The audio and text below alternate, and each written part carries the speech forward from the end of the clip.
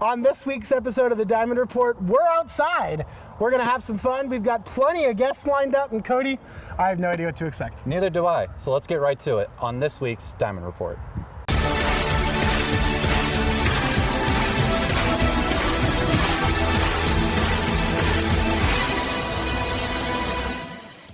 So welcome into this week's and our season finale of the Diamond Report. Stephen Gall, Cody Miller, joined by a couple of guys right now. We're going to be joined by a whole bunch of folks throughout the day. We wanted to get outside, have a little bit of fun as the weather is, there's no better time to be out here than May, has always been our sort of thought to this, which is of course when nothing's happening. So we figure this is our time to take advantage and come out onto the field. So joined here, Carmel and Kovash, Moko, Luke Malzewski joining us. Guys, appreciate you coming out here with us today. How we doing?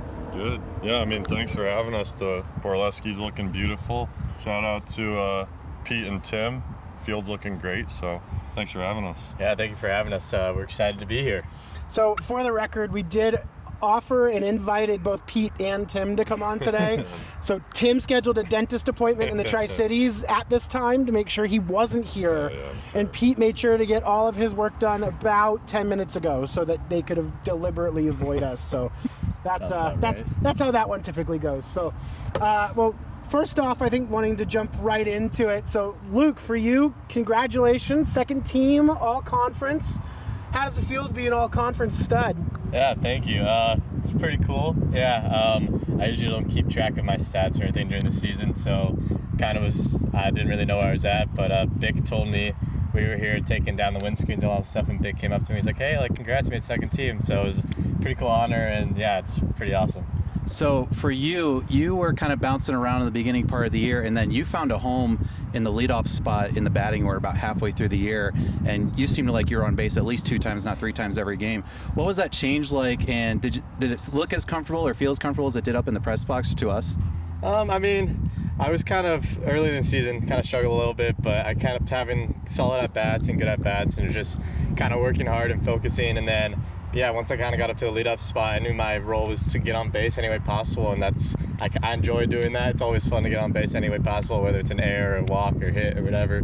So It's fun to get on base. Is I that, like is that getting my on base. understanding? Yeah, I think so. Yeah, Okay, I mean, that checks out. breaking news, fun to get on base. Yeah, so I think it's just kind of, taking one at bat at a time and just working your hardest to get on base and help the team out. You would have been a fan favorite on Moneyball then. What does he do? He gets on base. Gets on base. That's what we look for. And then Moko, for you, so this year, I mean, you were getting healthy, kind of getting right. First of all, how's the arm feeling heading into summer and everything else? But how would you sort of recap what you were hoping to do heading into this season and how things turned out for you? Yeah, I mean, I was rehabbing elbow injury in the fall, so I wasn't able to be out here with my teammates in the fall and practice with anyone. So that was a bummer. Didn't really get enough work in, and then this spring just didn't really turn out how I hoped, but I'm excited to play this summer and keep getting after it and work hard to get back to where I should be in the spring. And so for obviously the folks that don't know, where are you headed? What's your plan? What are you doing this summer? Yeah, I'm going to be opposite the Suites in Yakima Valley, so looking forward to reclaiming the Battle of the Basin title this summer. The Battle of Tri-Cities is up for it once again, huh? Yeah, exactly. We'll see how that goes. We'll see in what, 2.5 weeks now? I was going to say May 29th. Yep. So we're recording this on a Tuesday, so about 2.5 weeks. The Suites will be up in Yakima for the opener of the West Coast League. So it'll be kind of cool to look across the dugout and see a familiar face. Yeah. And Torin Eggy is also joining me in Yakima, so that'll be good. Meanwhile, there's going to be 4 Suites in Walla Walla that also played for the Blues this spring, and let's see if I can do this right. There's Jonah, Nate, Owen, and Landon are all going to be suiting up. 4 for 4. So 4 for 4. nailed that one. So, you go from being teammates all year round to foes. So how much of a scouting report are you going to offer to guys? What's the code there? I haven't really experienced that in my summer ball journey yet. It's going to be interesting playing against people that I've played with. It's always fun to come back to the Northwest Conference and play against guys that I played with in the summer. That's always fun. Obviously, trying to beat them in the spring, but in the summer it's a little different. Everyone's trying to get their work in, but we're definitely going out there and trying to win. So And then so Luke, what about you? What are you doing this summer? I'm not playing baseball this summer. I'm actually doing an internship with Fisher Investments in Camas, Washington. So I'm looking forward to that. Yeah, I'm just going to be training and lifting this off season. You said before we went live, you said you also might be potentially staying with a teammate over there. Is that confirmed or not confirmed? That's not confirmed. If you ask Sam Muskowski-Lapping, maybe it's confirmed, but it's not confirmed yet. Maybe Russell. Sam kind of put me on the spot today and brought that up. So. Well, Big Sam is going to be on with us a little bit later, so we will attempt to confirm that later in the episode here today. There you go. So anything, what are you kind of looking forward to? I mean, after the summer and everything, you just got done playing a couple weeks ago. What's like a big thing for you guys coming back here in the fall, like building off of this season and going into 27? I know that's a long ways away, but, just kind of projecting in that range. Yeah, I think obviously connecting with the guys as soon as we get back. A lot of young guys and older guys are playing baseball this summer, which is great. Getting to, improve in the off season and then kind of coming back and, hitting the ground running in the fall, just getting right after it. We got a big incoming class too, so kind of welcoming them to Whitman and just getting right after in the fall and working hard and competing. Sounds like a heck of a fall and summer coming up for both of you guys and for the team. So looking forward to that. It most definitely does. So let's talk really quick too. Now let's talk 2026, right? Like let's put the record aside, right? Like wins and losses, they are what they are. That's not what we're here for. Come to us. Highlights, lowlights, memories, like what are going to be some of your takeaways from the 2026 season? Yeah, I mean, I think that, every win we get is a special opportunity. You get to celebrate with the guys, and it's always fun to win baseball games. I think me personally, just seeing one of my classmates who's graduating this year, Noah Brownell, hit that walk-off home run against Eastern Oregon in probably one of the craziest baseball games I've ever been a part of. That was really special. That's a guy who's been grinding for 2 years here, hasn't gotten a whole lot of opportunities, but when he got the opportunity, he made the most of it. That was really special. I think we're going to hear the Eastern Oregon game come up quite a bit in today's episode.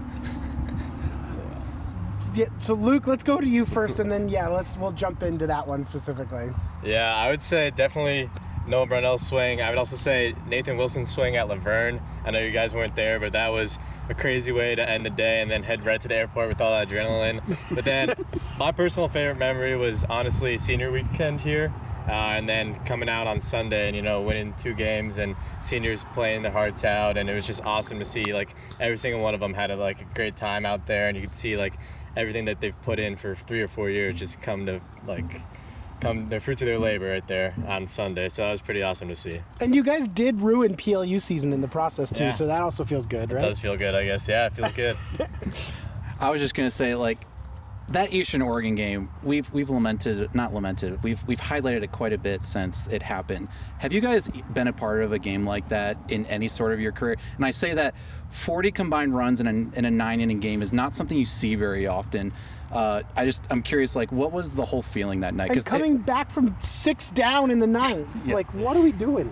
Yeah, I mean, I don't think I've ever been part of a game like that. I remember in the 9th inning, I think I was up 8 or something in that inning, and I was okay, there's a possibility I get up this inning. We're down 6. It's not gonna, it's gonna take a lot, but we got it. And then all of a sudden, guys started getting on, things started coming into play, and then there was just more and more belief in our dugout that we can do it. And I feel like that was not just EOU, but a lot of games this year. We were down a lot, but we kept fighting and came back and had a lot of crazy victories there, like Willamette as well. I'm about to say that game kind of kicked off a crazy just 2 weeks roughly of baseball with you guys, and you did continue over with Willamette. That we could go on and on about that series because there was some stuff that happened there that I don't think I've ever seen before. Yeah, it was crazy. Yeah, I think that was definitely a good couple weeks for the Blues there, and all started with the Noah Brownell swing that I think everybody that ever's gone to Whitman or played in Whitman is going to remember that swing from Noah. Yeah. Moko, what about you? Anything to add on to that, or any other memories attached to that game or anything? No. Fantastic. A man of many words, Moko, Carl Molenkoyash. So then let's get right to it then. Throughout the year, I've had several interviews on the Diamond Report in which you have been named as the funniest in the clubhouse or in the dugout. You, at different times throughout the year, have disputed these claims. So do you care to comment either? Do you think there's somebody not getting recognition? Do you not find yourself funny? Are you being humble? Like where can we point to at this one with you? Yeah, I mean, I do know that 2 of the people who said that I'm the funniest guy on the team are coaches. And I'm not quite sure that that's the reputation I want to have. I mean, I think I'm pretty funny if I'm trying, but I think there's someone who doesn't really get recognized a whole lot is Nathan Wilson. He's got a similar sense of humor to me, kind of dry, but he's a funny guy. He's a funny guy. Luke, can you concur with that? No, I mean, I would agree. I think Carl definitely up there. Nathan's also got to be up there. But yeah, I mean, Carl, he's not going to admit it, but I think he may be one of one on the team. Well, I agree, but again, this may not be helping your reputation within this context that you're talking about. My boss too. So I don't know if all the people who supervise me think I'm funny. That's probably not a great thing. I honestly think differently. I think that means like they want you to have on staff because that means like you're going to be like the life of the team there in that regard. That's fair. So, putting a wrap on the school year, heading into next year, you guys are both going to be seniors, unless I'm not knowing something. You excited? You ready? Like, what are sort of expectations heading into 2027? Yeah, I mean, I'm going to be on a leave of absence in the fall. I finished all my school, so I'll be on a leave of absence in the fall and then taking 1 credit in the spring. So I'm really just excited to focus on baseball a lot and make sure that the team does what we need to do in order to win every game out in front of us. I think that we didn't accomplish all the goals we set out for ourselves this spring. And I think that really what it comes down to is how are we going to respond to the next opportunity we have in front of us. So you're not going to be around to work this fall? Yeah, I will not be working with you this fall. All right, we need to talk You're about gonna this have to off find air. a- This- you're gonna have to this find a is new news to me. Joker. I'm not really thrilled to find this out right now. You're gonna have to find a new everything. Yeah, on your Yeah. squad there. Yeah, I will be around this fall, Okay, so that's good to yeah, hear. but yeah, I think definitely, I'm gonna be excited to get back and meet all the new guys, and just it's crazy that we're already seniors. We were talking about this yesterday, actually. Try not to think about Try not it. to think about seniors. Yeah, it's really flown by, but just kind of enjoy every single practice and every single early team workout or every single fall scrimmage game, just anything like that, because it's gonna be the last one. So just kind of a little bittersweet, but definitely a lot of meat left on the bone, as Beck McGuire would say, for next year. Good old Dr. Beck in the works. So, well, guys, we appreciate you kind of hopping out here with us today. Is there anything you want to leave with the audience with? Anything you want to plug? Go watch Moco pitch in Yakima this summer. Anything else we got going on we want to talk about before we sign you guys off for the day? No, I mean, I think we're good, but we just want to say thank you for you guys for everything you do for us during the season. I mean, you guys probably don't see it, but they do a lot of stuff, behind the scenes and really make things run for the Whitman baseball program. So we really appreciate everything you guys do. Well, Well, we enjoy it. Yeah, seriously. We would not be doing it if we didn't enjoy it. You so. definitely made it entertaining for most of the season. That's all we can ask for. Yeah.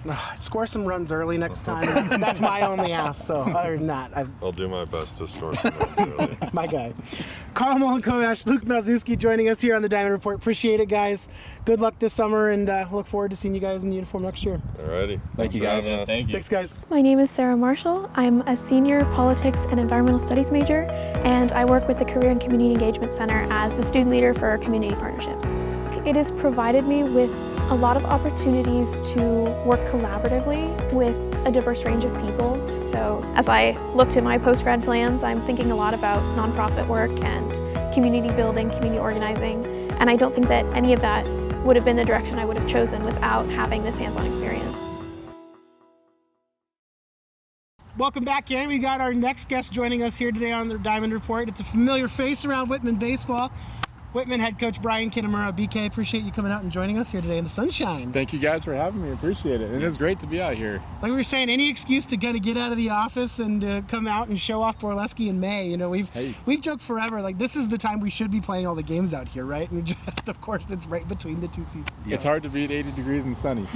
Exactly. It's like, I bet you're begging for this when it's like early March in conference play and like you got the big jackets on and everything. It's like, can we just have this, please? We would take this any day. This beats the Under Armour and the multiple layers and, you know, umpires letting you blow on your hands. So we'll take this. We'll take this all the time. I was even the other day in the big leagues. I saw like Kumar Rocker had worn like long white sleeves out, and then he had to they started the game physically late because he had to go take off his whites. And I'm just sitting there going, man, yep, that's cold baseball in the early parts of the spring, like we know it. It sure is. It sure is. So overall, Brian, you know, we're tossing records out the window, right? Like, they are what they are. You know, we can point to a million different things and say something goes this way, something goes this way. You know, but overall, sort of, you know, we talked to you right at the beginning of the season, and then now, you know, what were some of the things that went right? What are some of the things that you're looking at heading into next year? Mm-hmm. Sort of recap the season kind of from your perspective for us.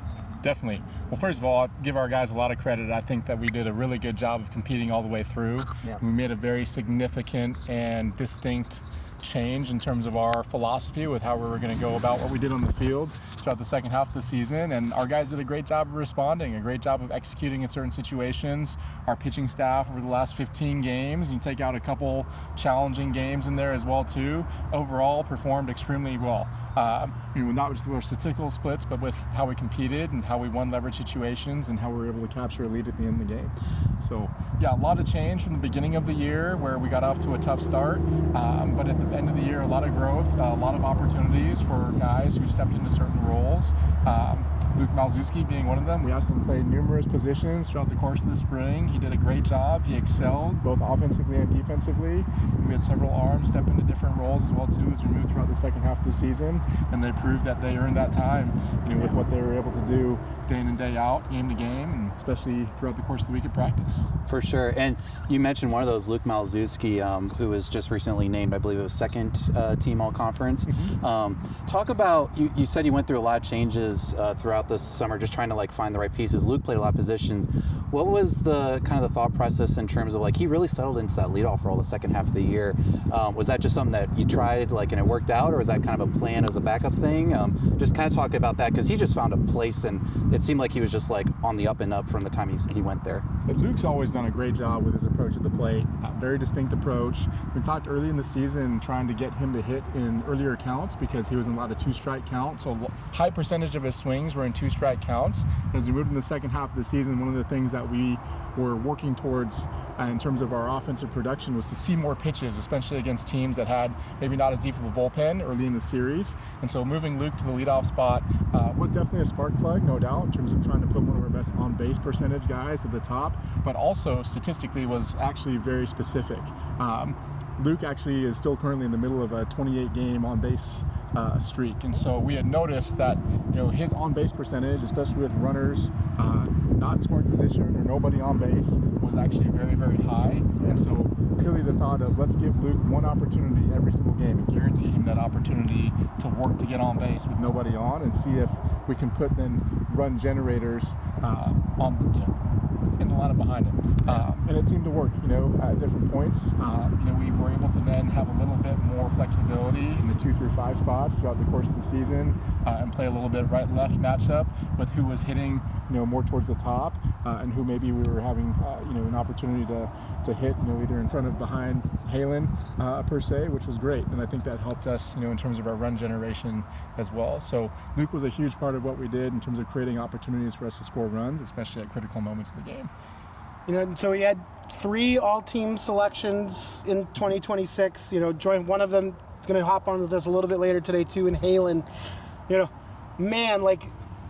Talk about 4 years here, just in terms of certainly impact on the program and everything else. But it's never too early to start thinking about 2027, right?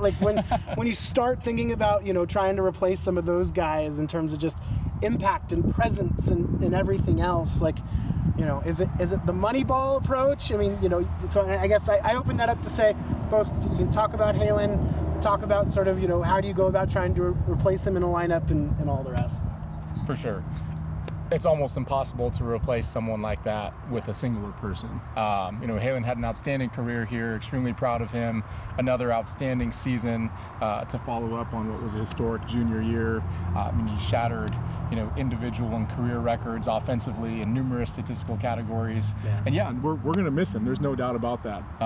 To steal one of the lines of an opposing coach in our conference who shared before our series, he said, we'd be a lot better team if we had Halen on. I said, of course you would, right? Of course you would. But, unfortunately, he's in our lineup today and not in yours. So that's something that he's gained the respect of everyone around the conference. He had a prolific career.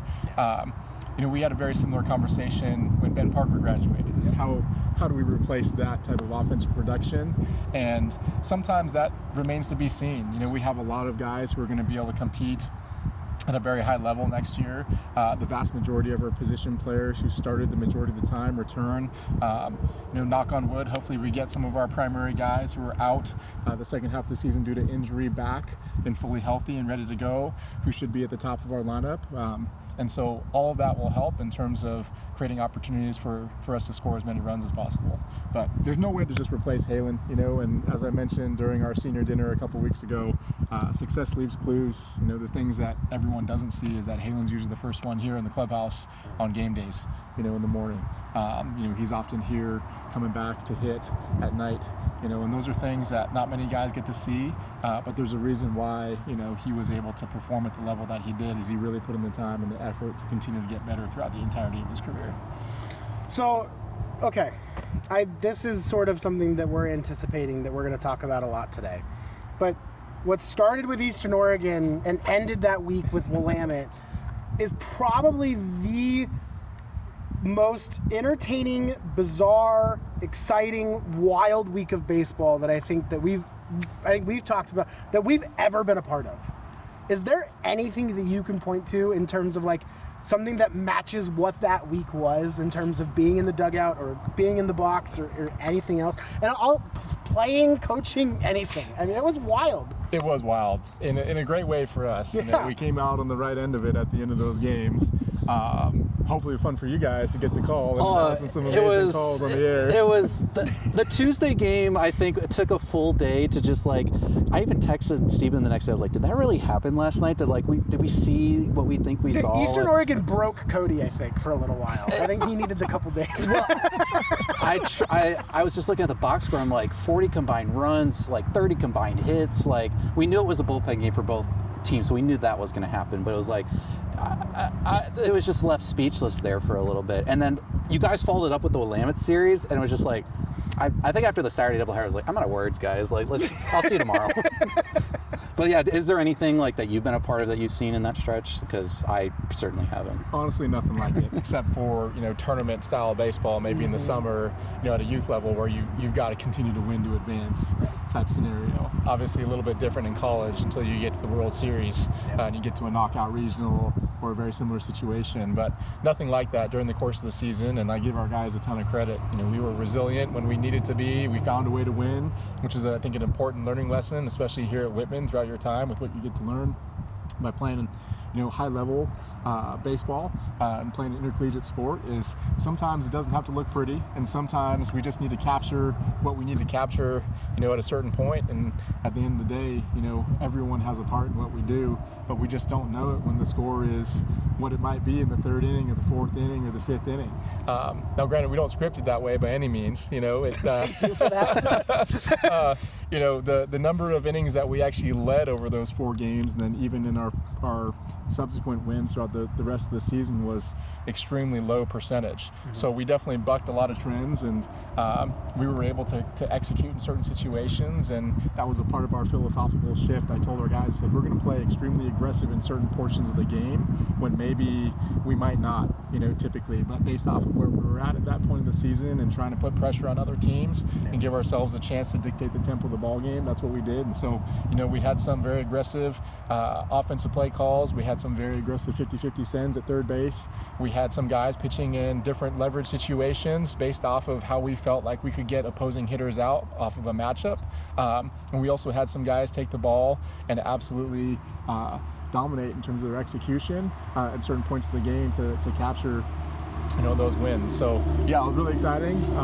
We don't necessarily draw it up that way, but our guys did a great job of being resilient, and it really instilled a sense of grittiness that no matter what the scoreboard says, like, we can get the job done, which I think is something that really defines our team this year. I'm about to say, we were kind of saying it after that Willamette series. It was like, it almost became this team's MO where it was like, we don't think this is happening, but it was like in the sixth inning, it's like, all right, guys, now we go. Like, this is when we turn it on. It's like, that's just what it felt like, though. But I mean, we were seeing things like in that Willamette series. I'm sure you recall, it was like down 3 and the bases loaded, and we get a pickoff move to first base and a 1-2 count. And it's like, to your point, it's like you're putting yourself in that situation where the pitcher all of a sudden has to think about that and doubts himself, and now all of a sudden you got the winning run on first or second and the go-ahead run on third, and it's just, those 4 games were incredible. But like, do you think that kind of like set the tone for the team's MO? You mentioned it a little bit earlier, is like, hey, it doesn't matter what the score is. We might not have led all game, but like, we're going to find a way to at least fight back and try to win this game, because that seemed to be the pattern the last half of the conference schedule. I think it really did. We had a good trip to Southern California for our second trip this year, and Nathan Wilson had a great 2-out, 2-strike swing in the top half of the ninth to tie the game down there, and unfortunately we had to go catch a flight. But that was a bit of the catalyst, and then we had a challenging weekend at Pacific, result-wise, and I think that really helped to shape what we needed to do. It showed us that we were making good progress, but we weren't exactly where we needed to be in order to capture those moments. And so we were able to do that, the second half of conference play, and we played some good baseball when we really needed to. Was it very consistent across the board? Not necessarily, but we were resilient in our mentality in terms of how we responded, which was a great growth from the first half of the season. Yeah, it certainly was, and I guess I'll close the book on this sort of the Willamette and Eastern Oregon conversation, in that because I don't have a baseball comparison. The closest that I've ever sort of experienced was, as a Broncos fan, that Tim Tebow season where they'd be down like 21-0 after 3 quarters, and then Tim Tebow turned into a Hall of Fame quarterback and would just find ways to get them into wins. And it felt like that happened over and over and over again this season. And because you're right, there were Pacific, it went the other way, right? Like you had the lead, and unfortunately that one got away. And so I say all of that to say, like, it provided a lot of really special memories, but man, it did not help my blood pressure over the course of the season. So I can't imagine what yours was at certain points. It did not help mine either. And for the first year of no football being on Borleski, we sure kept the football scoreboard up there at times, which we are trying not to do, except for on our side of it moving forward. So 21-19 in the midweek in a 4-hour, 8-minute game is not necessarily clean baseball on either side, but we were able to do great things at the end of games, and it was a lot of fun. It really was. Well, and it carried over, like I said, the rest of the season. And you take a look at that last home weekend, senior weekend for Pacific Lutheran, where you essentially almost like knocked them out or ruined their season. But you had some seniors step up that weekend, Nathan Wilson being one of them. I think I remember that weekend he had 10 or 11 of his 15 RBIs on the season. It was just like hit that grand slam to take the lead, and just watching all that. So I say all that to say, looking back on 26 and the senior class that's leaving, how do you as a coach always approach that in terms of you're going to have holes to fill, obviously, like every coach does come the fall and the spring, but what does the senior class kind of mean to you in terms of them departing and what they've left here at Borleski and for the Blues uniform? Yeah, these guys are great. They put in a ton of time, a lot of effort, and really both on and off the field, they've done tremendous things. This season was a challenge in terms of the results, but the workmanship that they had throughout the entire season, starting from day one here at Borleski in the fall, was tremendous. And I think those are the things that I hope stick with them as they move throughout the rest of their life and their careers, and always knowing that they have a place to return back here is something that is really special, really important to us within our program. Now on the field, what we need to do moving forward is not necessarily set in stone. Next year will be next year when we take the fall together in the fall. So take the field together, in the fall. So, the workmanship and everything that guys do to continue to compete and put themselves in the best position to be successful throughout the summer is key.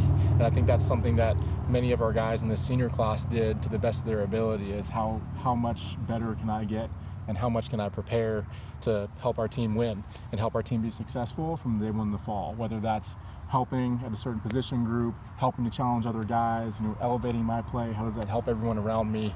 I think those are things that have become inherent in our program that I hope continue on moving forward. So yeah, we're gonna miss them. We really are. We've got a couple weeks to get to celebrate and get to see them walk across the stage in front of the memorial building, but we're gonna miss them for sure. And I know that other guys and their workmanship will not just step into those roles that our guys were successful in. You think about Nathan, Halen, guys who had a tremendous impact throughout the time throughout their career. We'll see who earns that opportunity, moving forward. And so one of the things heading into this year too is also just because guys were able to jump at and get to have some new opportunities. You walk in with effectively a fresh coaching staff, right? Chavi comes into some new roles and new situation for him to walk into. You bring Vic back. Speaking of Chavi over there hiding. Yeah, he's gonna wave and say hi and run away. So Chavi comes in, jumping into a new role. You got Vic comes back doing the 1 year thing. He's heading off to grad school, so I know that'll be a process that'll take underway in terms of trying to find a new assistant. But one of the things too is that you got aggressive, it seemed like, when you also got back into the third base box. So I guess this is sort of a two-part question in terms of what was it like having Chavi around, and then what's sort of the plan moving forward, if there is one? It may depend on who you end up hiring, but is it getting Chavi on the road? Is it getting him out to camps? What's sort of the plan? Because I say this too, right? I mean, so just since I've been at Whitman, so Tommy Richards is a coach for you. Mm-hmm. Got his opportunity at Bushnell. He's now at Washington State associate head. That program is going in the right direction. Casey DeMello's down at Sac State doing some good stuff. You've had guys roll in here, really learn a lot and move on and be successful elsewhere. Jordan, of course, too. Colby at the CC in year one. So what? Not to say give away the formula, but what's the plan for old Chavi here? There is no formula. Chavi's great. He's doing an outstanding job, and we're really fortunate to have him here. Yeah. Moving to the third base box was a little bit more of a logistical piece for us in terms of where to run the offense from, and how to run the offense. The first half of the season, we actually ran the offense through our game day signal system, which is the same system that we use to call pitches, and it just wasn't working. When I say that with feedback from our players, one of the challenges that we had was just understanding the rhythm of what that looked like for a guy in the box with runners on base and how that would go with the pitch clock. And we just made the decision based off of feedback from our captains to say we're going to run the offense directly from the third base box. So that really dictated the decision for me to go back in the third base box versus trying to run things from the dugout. And having Chavi here, he's done a great job of stepping right in and working with our guys, and same with Jack. Jack has been tremendous in dedicating his time and coming back, and we're really fortunate to have him back with us this spring. But that's not easy for anyone to come in right as we're starting practice for both of them to get to build those relationships with guys. Obviously a little bit different for Jack in a coaching role, but then to get to see that from a coaching perspective and how to help our players. And so obviously a lot of transition. That was something that was new, something that I think that we worked through, and that our players did a good job of understanding how to help Chavi and Bick, right from the get-go. And once we found our rhythm, I think, especially the second half of the season, we were able to have a very good understanding as to, what that looked like, both on and off the field. And so, moving forward, we have an open assistant coach position. We have over 30 applications already in for that position, and it's only been open for a few days. So definitely very optimistic that we're going to get a great fit for our program.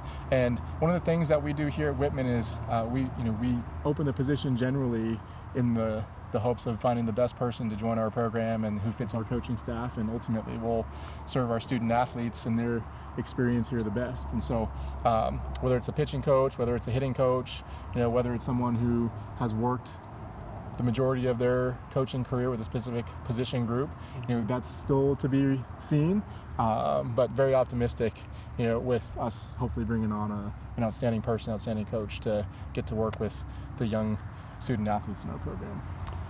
I think we're going to ask everyone this, and I think we have an idea of what the top answer will be, but if you have like one favorite memory or one favorite moment from this season that you could kind of take away, like what was that for you? We asked the same for Moko and Luke, and it was definitely Eastern Oregon was mentioned a couple times. So, but do you have one in particular, whether it was a game or something that maybe wasn't game related? Man, there's so many moments. That stretch from Nathan swing at Laverne, working his way back from injury, especially coming off of surgery and doing everything that he could on a daily basis to see if he could even throw a baseball. I thought was tremendous in terms of his mentality and willingness to try to help the team. To have him take a swing like that against a team that played really well throughout the course of the season, was incredible to see. Obviously, the Eastern Oregon game, pretty special. Hometown hero, Noah Brownell, swing of his life. Getting to see that here at Borleski as he caps his career as well, too, was very special. And then just the fact that, trusting our training and sticking to an approach, the more that we did that throughout the course of the season, the more success that we had. And the swing that Nathan Wilson had, the Grand Slam, I think that just showed and hopefully shows our younger players what happens, when we stick to our approach, when we are able to make sure that we do a great job in the zones that we should in certain counts, and to understand what that looks like in terms of the mentality throughout the course of a series.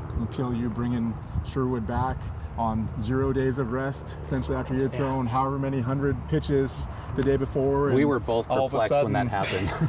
That was wild. All of a sudden, here comes a fastball, and a lot of damage was done on that fastball. So, those things I think not just set the course for the rest of the season, but I hope show the resilience that we can have on a day-to-day basis and inning-to-inning basis and pitch-to-pitch basis as we move forward in next year. I think that's a huge stamp that our seniors have left in the program, and great to see that those guys were able to have those moments at the cap of their career.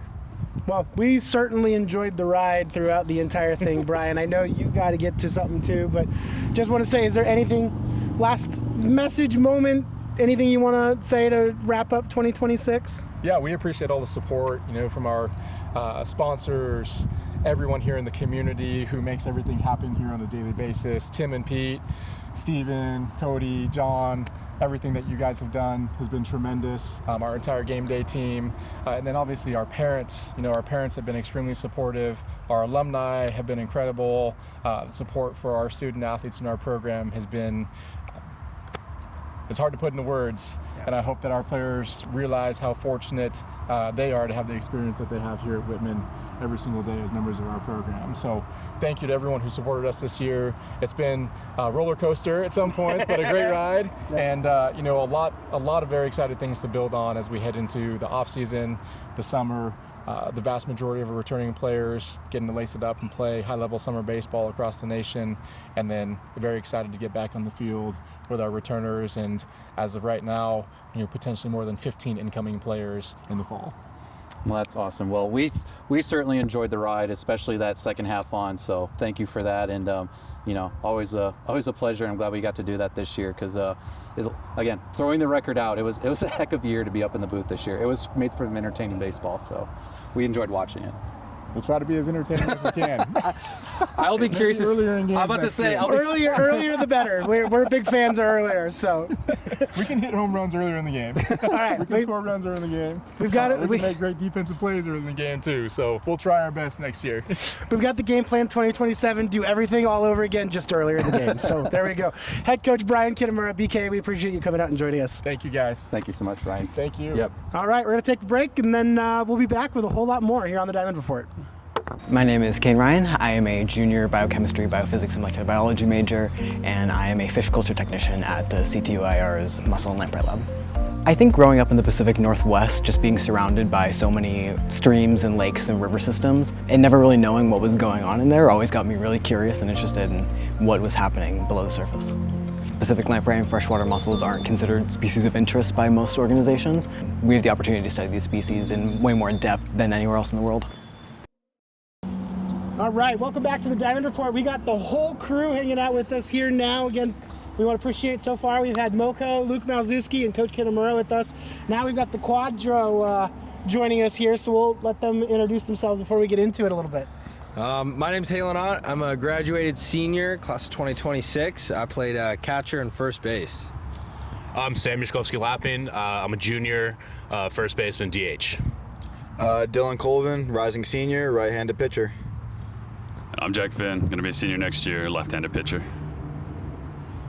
Well, thank you guys for joining us, and yeah, we're just obviously getting to talk with some of the players, and obviously Coach Kitamura, just kind of recapping 2026, and maybe looking a little ahead to the summer in 2027, and so just kind of going back there. But for you guys, I mean, we'll just open this up for the first question. Like, records aside, obviously, not how we wanted it to go that way, but we're just kind of going back and like looking, what was like it. Not only big memories, but also like, what did you take out of this spring, and what are you hoping to carry into your summer or post-grad life that you really appreciated? Was it, did you want to improve on something that you did, or did you find something that you were able to focus on this summer? Like, I guess kind of just starting it there, like, what did you take away from this season? Yeah, I mean, I'll start us off. I thought that, record aside, we had a lot of good development from a lot of key important roles. A lot of the young pitching, for example, took huge steps forwards towards the end of the season, and I thought that, as a whole, the staff was light years ahead of where it was at the beginning of the season. Personally, I thought that getting to throw as many innings as I did was a sort of a godsend. Coming in here with not too many collegiate innings was a bit difficult in terms of being a junior, and being trusted by BK for the workload that I was really helpful. Yeah, obviously a lot of huge strides from the younger guys. I mean, lack of experience was kind of the name of the game for us at the start of the year. Not, definitely more on the pitching side. Obviously, offensively, we started off hot and kind of stayed that way for the most part. But yeah, for me, kind of similar to Jack, I struggled with some injuries. So coming in as a junior with, not a ton of innings, really trying to feel out the pitching aspect of it. I feel like on that kind of, as they say, like pitcher versus thrower, I feel like I had the throwing side down a little bit, but really kind of filling out my shoes and understanding how to pitch was something that, I felt not only me, but a lot of the guys and the staff grew a lot, and I think that that's going to be a big advantage for us as we head into next year. Yeah, I think talking about more on the offensive side, as Dylan said, we did start off pretty good there, but that kind of stretch, Eastern Oregon through Willamette, those 3 walk-offs in a row, and ended up sweeping Willamette. That was very gritty wins.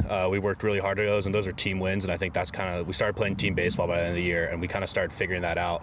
A lot of younger guys on the team, but that's a very good step that we had, and very hopeful for that to come in 2027. I think going into the summer, it's learning how to win in a team setting and understanding that, and understanding passing the torch and having good quality at bats to continue what we're trying to work for. I think that was a huge thing that we learned this year. Is it's not one guy, not 2 guys, not even the 9 on the field. It's the entire roster, everyone in the dugout, everyone helping out.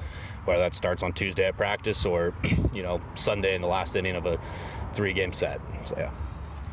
Yeah, I think the biggest part of our team this year was resilience. I think there was only one game this entire past season that we were winning from the first inning to the 9th inning. And I think that just shows... I think it was against Warner Pacific to open up the season, Yeah. too. I think it was one game the whole season that we were leading from the beginning to the end, but we still were able to punch out a lot of different wins in a bunch of different ways, and I think that really showed our resilience as a team, being able to score runs in late innings when it meant the most. So I think definitely being resilient and sticking with it the whole season was really big for us. So I'm going to let you hold on to this one for a second. So first of all, first team all conference, big congratulations. Thank you. You are the graduating man here. So, tell us a little bit, is it weird to be done? Where are you sitting at? How are you handling, can you settle in now and go, this is the career I had? Has it dawned on you yet? Where are you sitting with everything right now? It's kind of a bittersweet. I think there's a lot of things I like to do outside of baseball that I haven't been able to do. Yep. My mom never let me ski or anything like that when I was playing baseball, so get to go do that. But I don't think it's fully set in yet. I think it's more of okay, this is a rest period, and I think in a month or so it'll hit me that I'm done with baseball, but not fully done. I can always support these guys and watch the games, but I just think I've been getting into golf a lot. I've been golfing a lot more, hitting the range, which is nice. It won't mess up my baseball swing anymore, because I don't need my baseball swing. But as what I like to call myself as an economical golfer, I get a lot of bang for my buck. A lot of swings out of there. So but the two of us have in the last couple of years done the same thing, and we're gluttons for punishment, like picking probably the two sports where you just fail all the time. Yep. As a way of that. So like, is that mental? You like playing with the mental side of the game? You glutton for punishment? What's the deal there? I think with golf, why I like it so much is I feel like it is baseball, but nobody's pitching to you. So the ball doesn't move, huh? The ball doesn't move. It's gonna stay there the whole time. And I love hitting the driver. I just like bombing it down the fairway. Just hitting it far. That's about it. But that's the only game that like helps me is I can hit it down to the tee or to the flag and then hopefully chip it in. We're on. So W Club golf tournament in the fall. You're coming back. You want to be in a scramble? Oh yeah. All right. I've got Halen already. Yep. I'm bringing my brother too. He won state his senior year for golf. So we'll I think we'll have a good shot at winning it. We have camera records. This is happening great. Sam, you mentioned before we got on the air here that you're playing with the Polish national team. Yeah. Tell me everything. Well, in about late August last year, I walked into BK's office kind of joking around and said, hey, this is an opportunity. I'd love to, see where this went because I do have a Polish passport. And we were kind of joking about it, like, what DM should I send to some Instagram account? And, And then about 2 weeks later, I get a text from BK, and he's like, hey, I found an email. I got an email from the Polish national team looking for players, and I gave him your stuff. And I was like, oh, this is real. Okay. And I kind of been in contact with them for, the last 6 months or so. And as balls got rolling, I'm going to play for the Polish national team out in Europe this year and hopefully win a couple tournaments out there for them. And, So where are you going to be? When do you go? So I'll be in Europe for about a month and a half, a couple training camps. And then we have one tournament it's the European Pool B tournament, I believe. And that's going to be actually hosted in Poland this year. And then I have another tournament out in Germany, and then there might be a third tournament, Polish Czech baseball week. So we'll see. But yeah. Do they find housing for you guys, sort of like summer ball around here, or you have to figure out your own? Not the same. I'm fortunate enough to have a place to stay in Europe. I have an apartment in France, so I'll be hanging out there for a while, and then during the tournaments and the training camps, they put us up in hotels and food and all that. So yeah. Did you just casually drop I have an apartment in France? Yeah. Yeah. Yeah, he does. Yeah. What, you got real estate overseas? Like, what are we doing here? Part of the My portfolio? parents, started the retirement idea a little bit earlier, and they got an apartment out there a couple of years ago. So yeah. That's awesome. Are you saying this like in Paris? Like, what are we talking about? It's about an hour outside of Paris in a city called Lille. We got a ton of family out in Poland mainly, but around Europe. And my parents wanted to be closer to them, so yeah. Well, very, very, so many questions. Not enough time. I'm sure. That's going to be awesome, though. Yeah, it should be a good experience. I'm excited. I love it. And so, for you, I think in particular, heading into 2027, this guy right here has been the one hitting all the long balls. So yeah. Are you feeling a little pressure? I don't think I'm going to be able to catch up to Halen, but, well, maybe we'll not see. in 1 year. So, but yeah, I think definitely would hope to bring back to what I did my freshman year next year and kind of bring that back and hopefully get back in the double digits and just be more consistent with it overall with, not even home runs, just overall hitting and just kind of what I can do offensively and, translate it from, practice and live at-bats into the game settings. So, yeah. Well, we're definitely going to be looking forward to tracking what you're up to this summer. Yeah. That's going to be a lot of fun. And so switching this over now. So Dylan, back half of the year, you really kind of settled into that Sunday role. You were bouncing around doing stuff, some of the midweek, some, you catch games here and there, but really, last half of that year, you were settling into that Sunday role. Did it help to sort of find yourself into a routine? Or, are you just kind of I'm just going to go out and throw, figure it out, doesn't matter when, where kind of guy? What was that process like for you this year? I would say it was nice to find myself into a routine. That's always helpful. But I would say that it didn't really kind of matter as much towards the end. I think that was one of the bigger shifts for me. I've been a very routine-oriented guy. I try to be, a little more militant about my my pregame and things like that. And, as I found a lack of success, I found that I had to kind of detach a little bit from some of those things I was relying on. And it's actually kind of funny, like with the Sundays towards the last half of the year, last 2 starts were actually on the senior days, and so you kind of get a big chunk of your routine kind of ripped out of there, and they ended up being some of my cleaner performances, honestly. So to speak to that, it's nice to be on that Sunday routine. You know, it's nice to know what you're looking to, but I would say kind of detaching myself from needing that consistency before the game has actually led to some better performances in the game. And then so for you too, so heading into your senior year, you know, you mentioned you're not going anywhere to go play. So what does summer, what does fall kind of look like for you, both in trying to get stronger, get better, but also feel like just stay healthy, right? Like, you know, having a healthy off season, a lot of people don't realize like what a blessing just that is, right? Where you're not spending the whole time rehabbing, that you can actually focus on things that you want to improve on or get better. Oh yeah, I mean, it's worlds of difference. I mean, when you're rehabbing from an injury, you know, coming back from, you know, more or less an elbow sprain last summer, the physical's tough, right? You know, but you go in and do the physicals that, you know, regardless every day. It's the mental, you know, am I going to get back? Am I going to be able to get on the mountain and throw the same again? You know, all those things, those are big question marks. So, and also you get to relax and do some more fun things, like, you know, maybe try to visit Sam out in his castle. I've got some buddies on the Czech team. Shout out Christoph and Matej. So hopefully they give you a run for your money. But no, it's, you get to go in and you think about what are the positives? How do I expand on what I already have versus how am I building back to what I was? So that's the big difference there.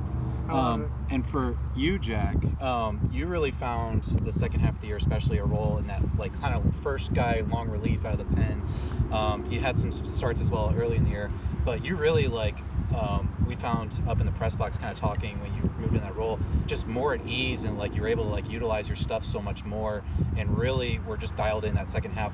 Talk to me a little bit about that. Like, was it just an easy, seamless transition as it seemed out there, or like what was the kind of the thought process going for that long relief role?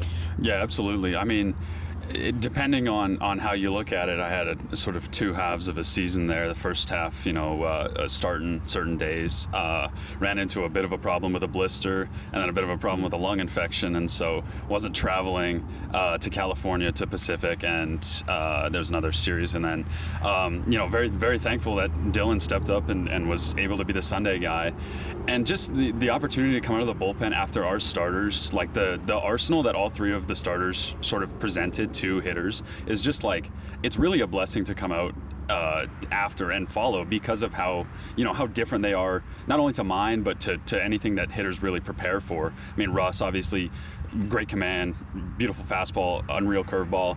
Dylan, ton of velo, great off speed, and then Ollie, you know, the changeup, everything that he works with, and it's following those performances that has been really, really sort of not easy, but definitely a different look for hitters, and being able to go out there and sort of finish games was key to getting my season back on track. And Steven made a point about what exactly you finished up there, to go from those right-handers that had a little bit of, you know, you mentioned Russ's curveball, you know, and all that stuff, like, but then to immediately switch sides and see it coming from a different angle. It had to have been like, for an offense, by the time they thought, oh, I got his cadence down, or I know what they're kind of doing, now all of a sudden you got the lefty coming out with different arm slots and angles, and just a slider that's moving all over the place. That just had to throw the rhythm off for an offense in that second half of the year.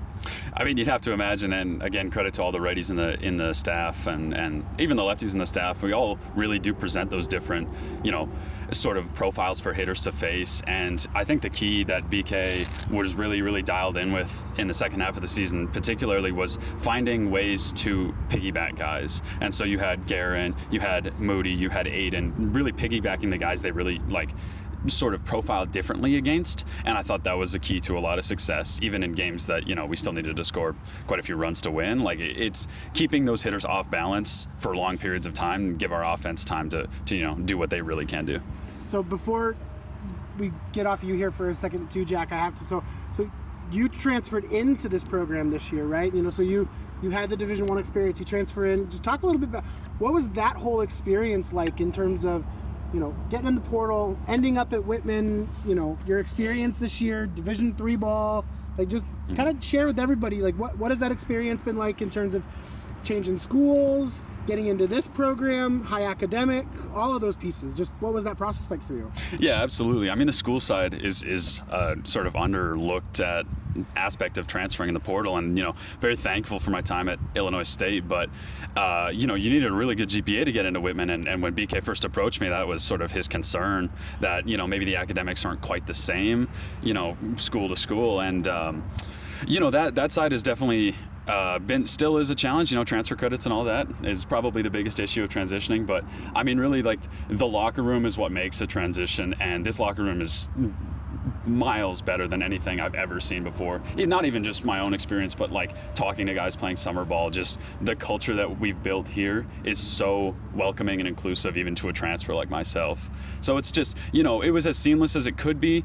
The transition from Division 1 to Division 3 is a lot smaller than people think. Like, there's still, my sophomore season, my first appearance was at Oklahoma State, number 25 Oklahoma State, and we faced Pomona Pitzer week 2, and like, I'll be honest, some of those bats looked like they could play for both. Quite frankly, they were phenomenal hitters up and down the conference this year. I mean, we saw guys hitting home runs left and right, power conference, but the transition is really what the people around you make it, and the people around this clubhouse, BK, the coaches, everyone made it really, really phenomenal for me.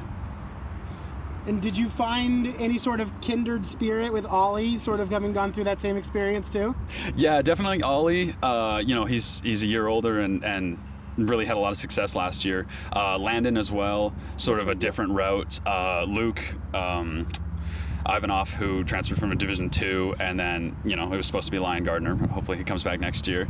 But all of us sort of understand the need to acclimate to the culture. Like, we're not bringing our locker room from wherever we were to here. We are guests in this locker room until we are family. And I thought the transition to family was going to take longer.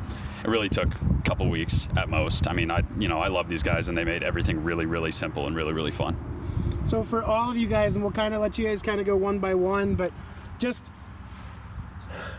and I'm going to put this on the back burner for a second because there's so much to talk about, but just when you talk about 2026 in general, like, what were some of those favorite memories or moments, whether that's on the field, off the field, in a dugout, in a locker room, in a hotel, just what are some of those memories or moments that are going to stick with you in 2026? For me, I think either the back-to-back walk-off games. That was just a fun stretch. Yep. I think within that stretch, I think we won like 7 of 10 games too, something like that. But other than that, just playing Mafia with the guys on like 4-hour-long bus rides. We'll start the game at 10 minutes into the bus ride and finish it right at the end. So, but just stuff like that is just something I'm going to really remember and be thankful for. So before you go, Sam, so this is an important follow-up because I had this conversation with Russ. Have you guys watched Traders?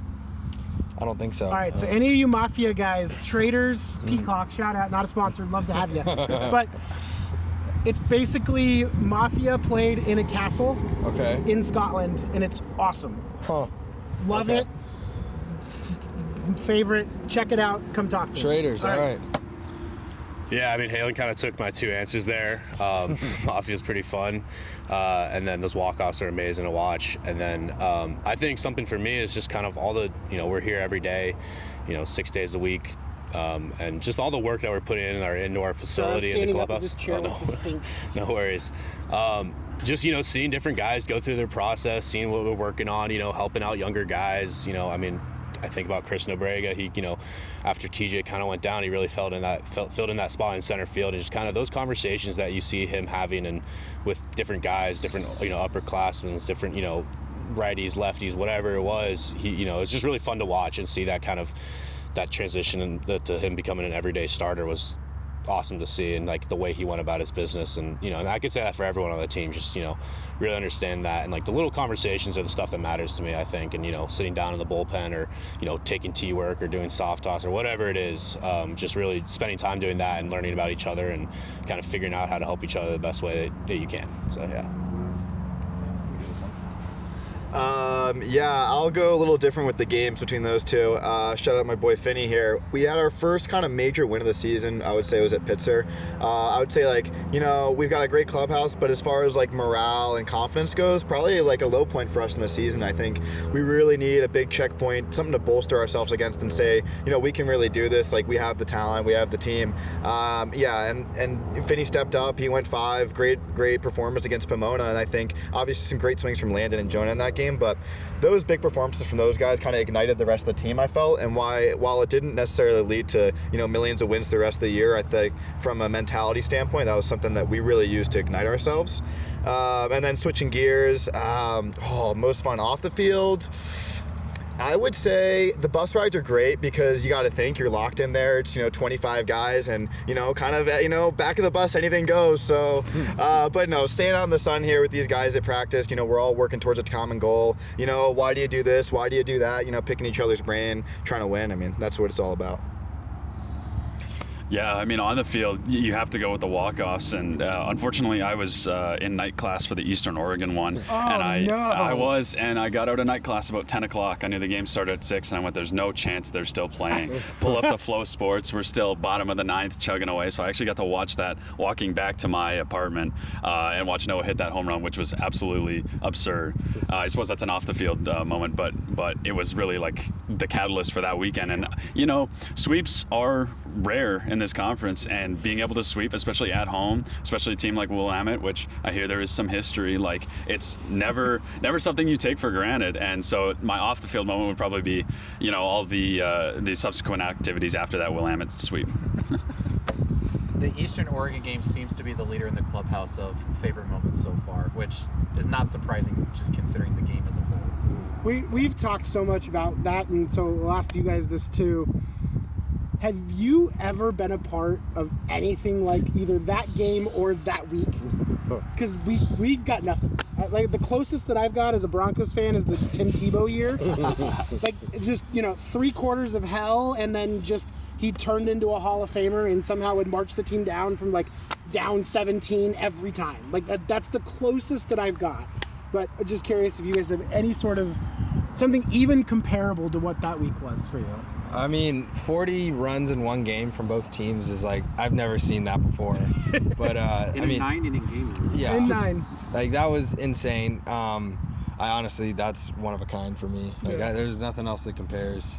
Yeah, I think something even more special about that game that might not be talked about as much is like who did what and who was in that game, and kind of taking Noah Brownell, for example, that's his first career home run, and that was just an amazing thing to see, and just awesome for him, awesome for the team, super proud of him for what he's done and what he's worked for, and just understanding that like who really we locked in for that 9 innings. It was hard. It was not an easy game to be a part of and to play, and just seeing who stepped up in the moments was just really awesome to see. Nothing quite like that one though. That was pretty interesting to be a part of and talk about after, but yeah. Hometown hero grand slam. I mean, nothing. Or was it grand? Yeah, wasn't it? 3-run. The 3-run. Yeah. Nothing. I mean, nothing else to say. The only thing I can think of, and I think you guys have mentioned it on the show before, is the old Pac-12 football games where they'd go. After dark. That's right, where they'd go back and forth and score about 100 points, and not a single one of those defensive players would ever get drafted. Like it was something akin to that, especially not being at the field but watching it. I've watched games on my phone just like that, where it was Arizona State and Oregon scoring 145 points on a rainy Saturday night. Like it's something like that, and it's special to be a part of it. That's such a good call by you, because like Cal Wazoo in 2014 was another one that would be right up there in those sorts of moments. It's fun, like baseball. I've never seen it like baseball. We're all pointing to football examples to try and come with something even remotely close. Well, we still have a football scoreboard, so that's true. That's true. It did live large to it. So again, guys, really appreciate. We had a ton of fun this year with you guys. Halen and really all of you guys, just getting to meet folks, getting to see you guys. Appreciate just getting to meet everyone, and everyone comes out. It becomes such a family out here. But is there anything for each of you guys, last thing, shout outs, plugs, anything that you want to have a chance to give? Just shout out my parents for coming to as many games as they could all season and my whole career. But yeah, shout out you guys. Thank you. Shout out parents and go Cougs too. Yeah, go Cougs. Yeah, I actually want to shout out you guys. What you guys do in the press box every weekend is really remarkable, and really, definitely taken for granted there. Coming from California, my parents can't come to every single game, but they are watching every single game, and every time that they're always like, oh, these announcers are not great from others, other schools, but then compared to ours, it's just so much different, and like the energy that you guys bring is just outstanding, and really, really appreciate it there. So thank you guys so much for that. Thank you. Love you, Mom. Love you, Dad. Thanks, Pete. Thanks, Tim. None of this is possible without you guys. And we'll say too, and so I've said this to everyone, but we'll continue to hammer it home. We gave both Tim and Pete an opportunity to come here. Tim scheduled a dentist appointment today to deliberately avoid it. I don't believe that. Got done with his work at about 1 o'clock to make sure that he could get out of here. So they ran away from the campus. So. I'll say shout out my parents as well, my mom and my dad, and then shout out all my teammates. Everyone was really special this year, and I'm really sad we're never going to get to sort of share this same locker room again. Everyone who's moving on, we'll carry it on for you, and we'll be better next year. We're certainly looking forward to it. Again, guys, appreciate you coming out, hanging out with us this afternoon. We've always said that this is the best time of year to be playing baseball at Borleski, so we figured we might as well come and hang out in the process. Love it. Well, thank you so much. Appreciate it. Thank you so much. Thanks, guys. We're going to take a break. We'll be right back here on the Diamond Report.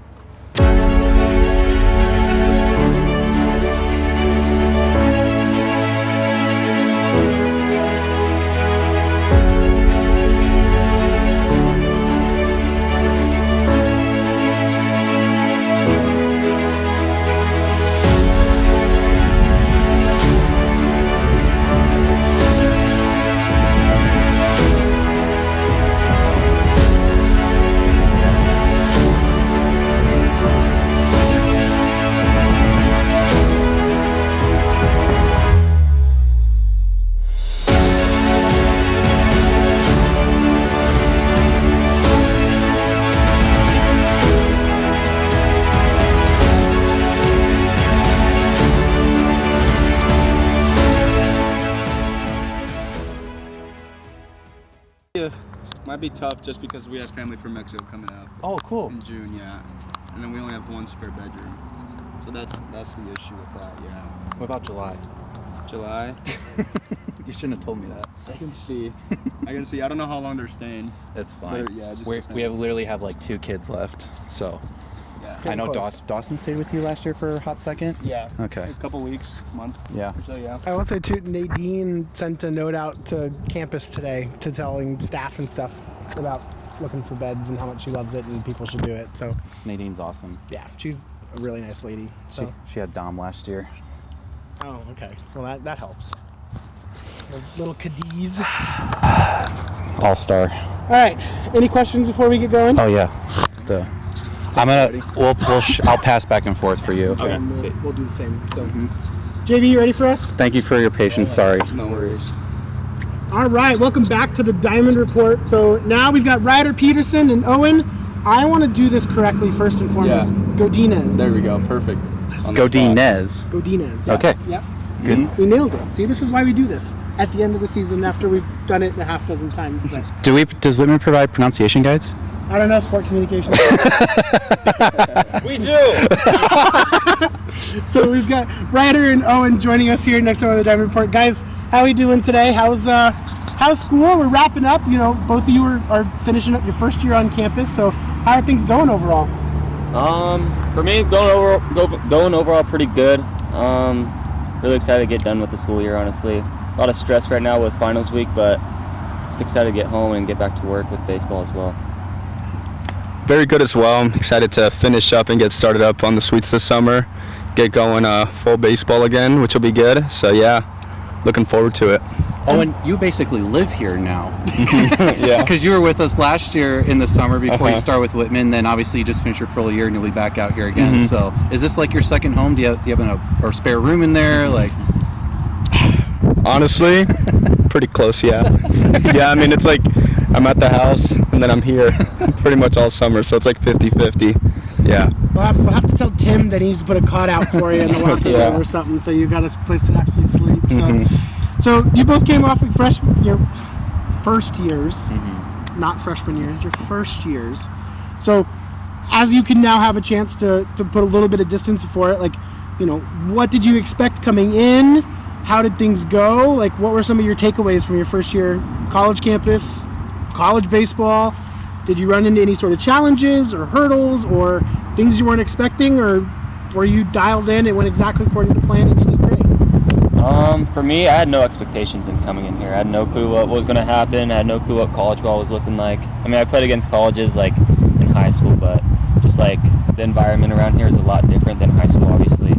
But yeah, I had no expectations, so really just putting myself out there, just trying to work hard as possible, and feel like I did all right for my for this year. I feel like a lot of stuff to improve on, obviously, but yeah, overall a solid year for me, I feel like.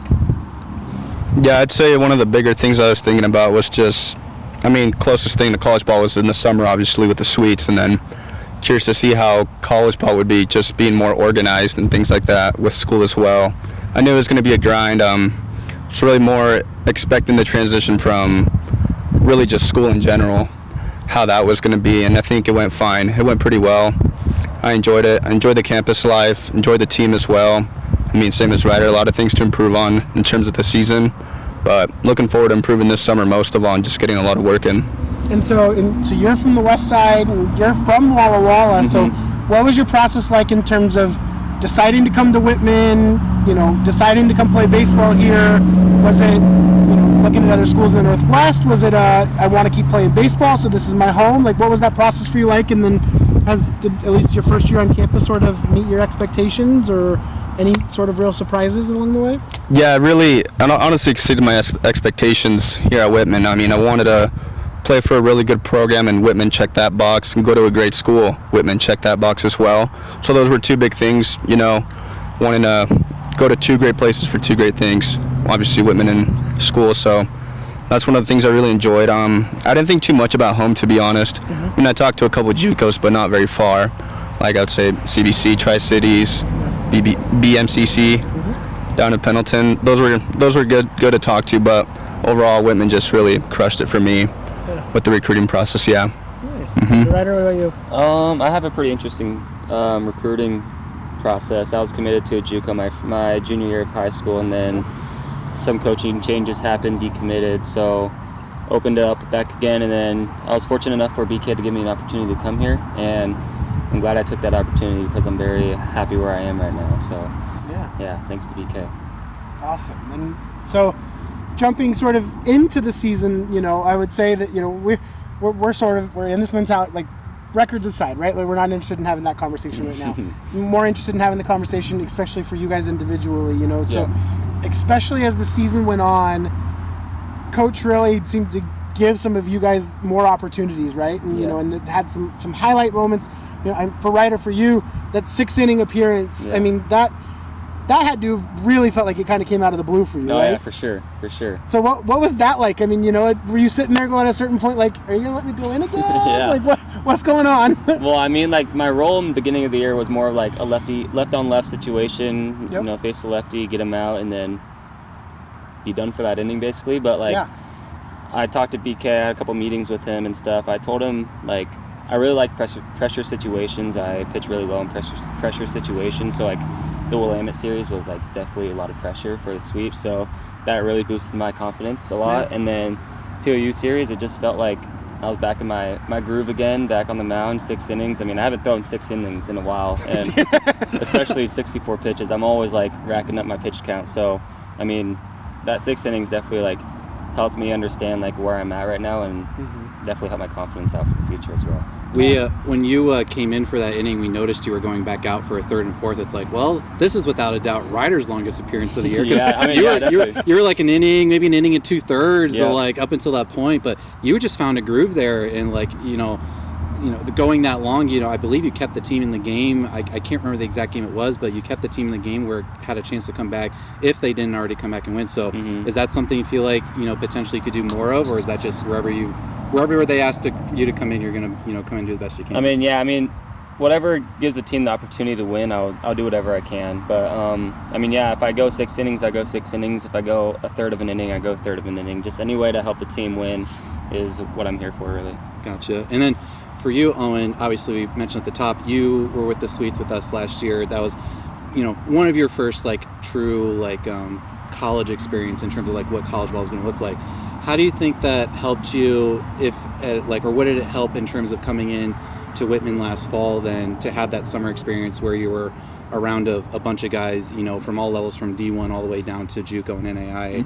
How did that really help, prepare you for your first year on campus? Yeah, I mean, it was really the speed of the game, and then learning how to pitch to certain guys, just learning from the older guys on the Sweets. That was really helpful. Watching the game, that was a lot to help me with as well. But overall, getting that experience, just getting my feet going early, setting the tone for the fall, that was really well. So that's probably what helped a lot, yeah. And then, so this has come up all day today in our different conversations. So let's talk a little bit about the Eastern Oregon game, because you both got to throw in that one, but obviously that one ended in a way that we never could have expected. Like, what? Just kind of take us, put us back there from your perspective, right? Like, and not knowing, did you expect to throw that day? How long? What you were getting into? How it felt along the way? Like, just take us back to that day and sort of your memories from the day and what happened. No, I mean, like, all the pitchers had their innings that they're going to throw, so everyone threw, I think, 1 inning or so, but just like the emotions throughout the game, we were down, I don't know, maybe 6 runs in the last inning, and then rallied our way back to the win with Noah swinging for the fences. That was pretty cool. That was probably one of the top moments of the year, honestly, but yeah, just a lot of high emotions, a lot of grit from the team, which was pretty awesome to see. Yeah. Owen, what about you? Because obviously you know Noah, right? Yeah. Like, you've known Noah for a while. So what was that day like from your perspective? Yeah. I was given the 7th inning from the beginning of the day, and I thought, well, it's going to be a high leverage situation. I mean, it's been a back and forth game all day, and then it looks like we're getting all chirpy prior to that moment too. Yeah. So tempers were kind of flaring a little bit, kind of got me fired up. Did my job, and then obviously we're down a lot going into the 9th inning. We're rallying, scoring runs. I remember putting my head on like Coach Bick's shoulder, kind of. We're like, this is about to happen. There's no way we're about to do this. And then down to the last strike, Noah just launches it over the wall.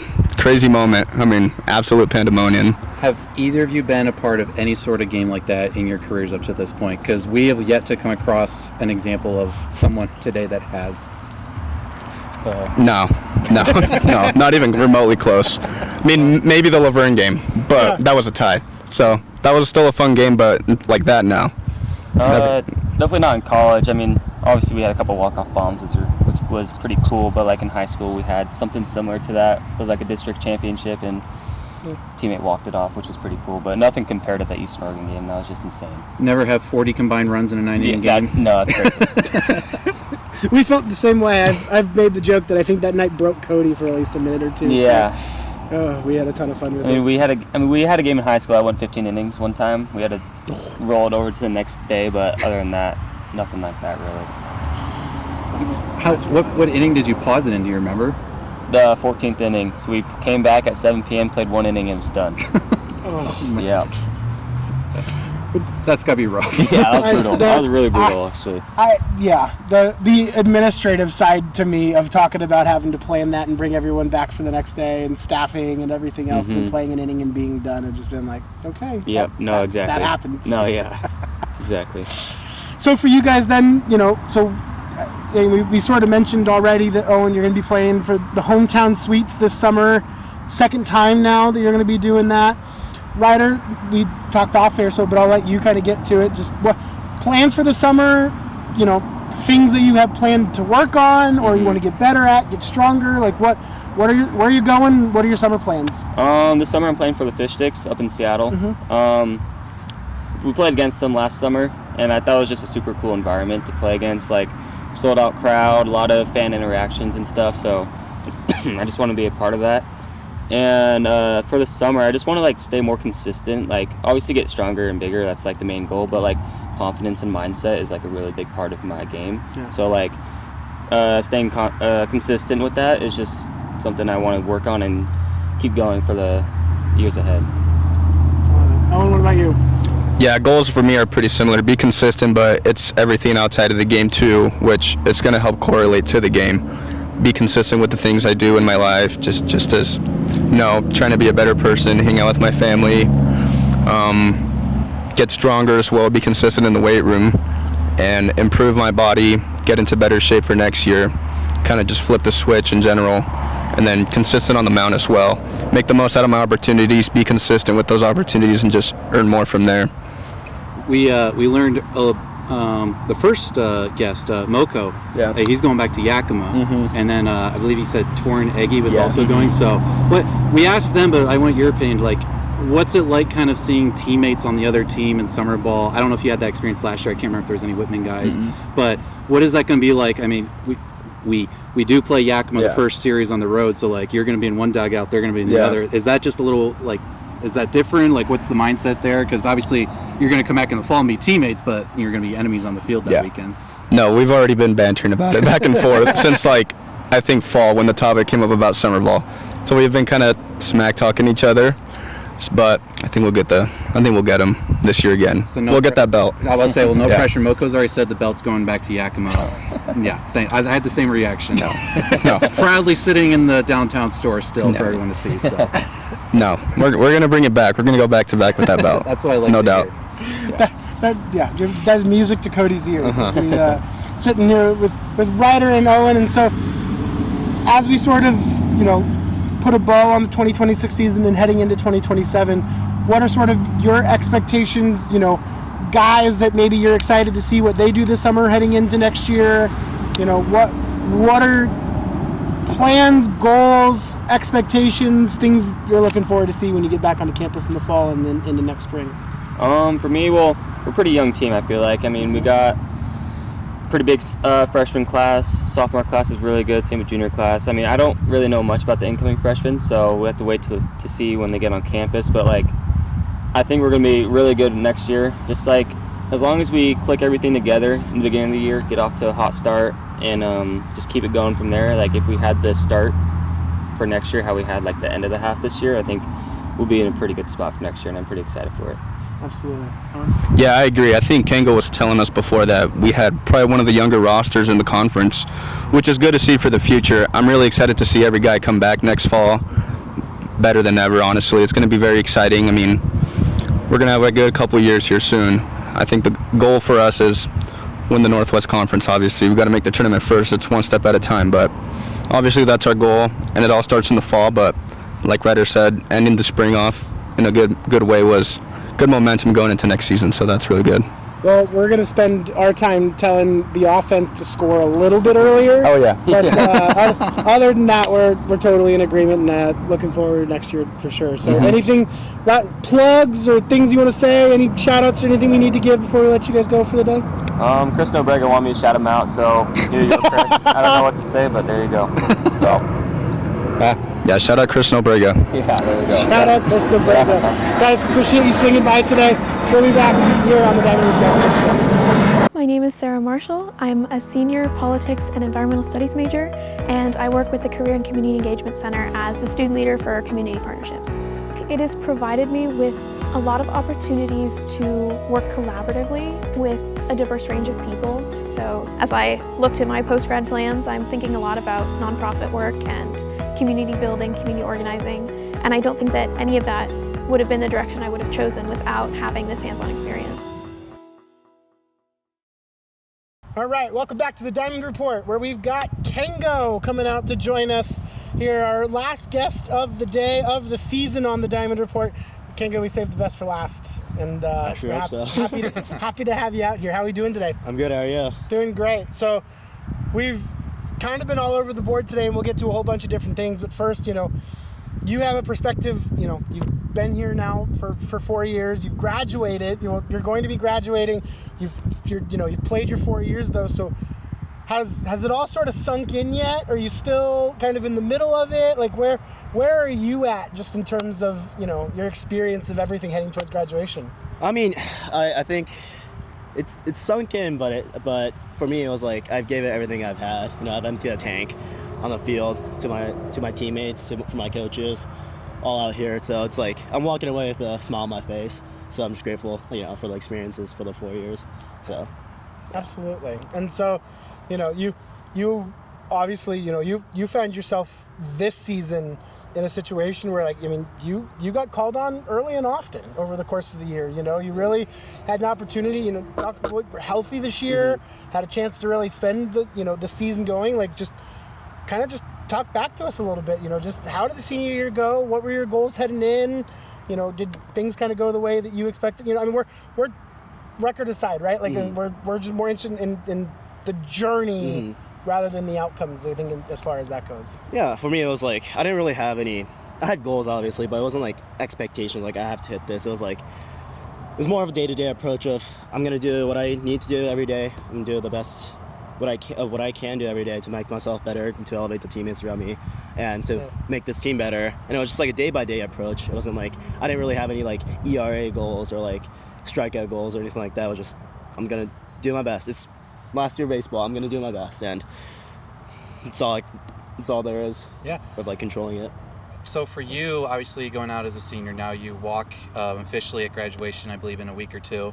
Kind of just go back through your whole career, because you were on the team, that 2024 team that had that amazing year, came up a little bit short in the Northwest Conference tournament, but picked up the first conference title for Whitman since the Eisenhower administration, I believe. That's so like to be a part of something like that, and then obviously going out, we again tossing records aside for senior year, but like what is it like to just go and experience the highs and the lows all at one college? And I ask that in a sense that we don't really see that nowadays with like the portal and NIL. So like to be at one place and just experience all the highs and the lows, how does that, like looking back on it, what's like your thoughts on it, and like how do you think that like kind of helps you for your next step, whatever it is, coming out after baseball? Well, I mean, I think for me it was like at this point in my career, it was like sophomore is really cool. I mean, watching those guys play, being that part of the group was really cool, and I'm super grateful for that experience too.